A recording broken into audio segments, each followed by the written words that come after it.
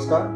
राज्यातील शहरांच्या विकासाचे इंजिन असणाऱ्या महानगरपालिका निवडणुकांना आपण सामोरे जात आहोत. एकूणातच ही निवडणूक प्रक्रिया डोळसपणे पाहिली तर आपल्या लक्षात येईल की लोकशाहीचं वस्त्रहरण होताना दिसत आहे. उमेदवारांची होणारी निवड, त्यानंतर नाराजी नाट्याचा तमाशा व प्रचाराची घसरती पातळी लक्षात घेता एकूणातच आपल्या लोकशाही व्यवस्थेवर संक्रांत आलेली आहे हे स्पष्टपणे दिसते आहे.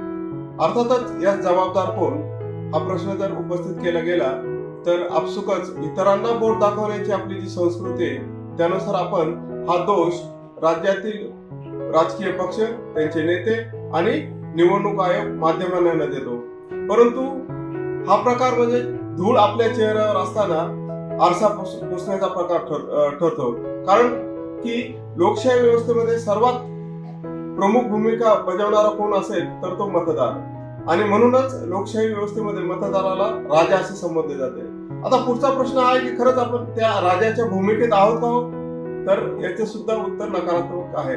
अगदी झोपडपट्टीतील मतदार असो किंवा 50 लाख करोडच्या फ्लॅट मध्ये राहणारा मतदार असो, आज प्रत्येक मतदार हा विक्रीस तयार आहे. हे आपल्या लोकशाहीचे सर्वात मोठे दुर्दैव आहे. आपण एक गोष्ट लक्षात घेतली पाहिजे की जेव्हा आपण आपलं मत केवळ 1000-2000 विकतो तेव्हा जर एकूण 5 वर्षाचा हिशोब केला तर आपल्याला दिवसाला 54 पैसे किंवा 1 रुपये 9 पैसे मिळतात. याचा अर्थ आपण आपलं मत हे केवळ 1 रुपयात विकत असतो. आणि मत विकणे म्हणजे केवळ स्वतःला दोष लावून घेणे एवढ्या पुरतच नाही, तर हा प्रकार म्हणजे एकूणच संपूर्ण शहराच्या विकासाच्या प्रक्रियेवर प्रश्नचिन्ह निर्माण करणारा असतो.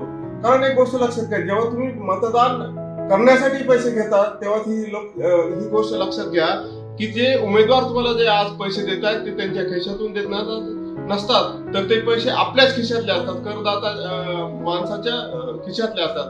कारण काय की जर आपण ही प्रक्रिया अशी चालू ठेवली तर भविष्यात शहरांचं जे आज अधपतन होत आहे पायाभूत सुविधांचं ते असंच होत राहील आणि भविष्यात आपल्याला रस्ते दर्जेदार मिळणार नाहीत, फुटपाथ दर्जेदार मिळणार नाहीत, आरोग्य व्यवस्थेची आधीच व्हेंटिलेटर आहे ती अधिक मृत्यूशयीवर जाईल.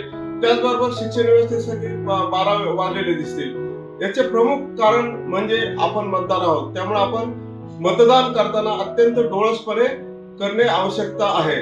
दुसरी महत्वाची गोष्ट म्हणजे आपण म्हणतो की आज आपल्याला राजकीय पक्ष आपल्यावरती घराणेशाही लादत आहेत किंवा गुंड प्रवृत्तीचे लोक असतील किंवा ज्यांच्याकडे केवळ आणि केवळ पैशाच्या जोरावरती निवडणुका जिंकू इच्छितात त्यांना आपल्यावरती लादतात. पण ही गोष्ट देखील मान्य करायला पाहिजे मतदारांनी की यावर आपणच मतदान करून शिक्कामोर्तब करत असतो आणि त्यामुळेच आपण पुन्हा अशा अनिष्ट प्रथांना शिक्कामोर्तब करतो मतदानाच्या प्रक्रियेतून. आणि म्हणूनच सर्व राजकीय पक्ष आपल्याला गृहीत धरतात आणि पुन्हा अशाच उमेदवारांना की जे आपल्याला नकोसे असतात त्यांनाच ते उमेदवारी देत असतात. त्यामुळं आपण भविष्यात अत्यंत डोळसपणे मतदान करणं ही काळाची गरज आहे. धन्यवाद.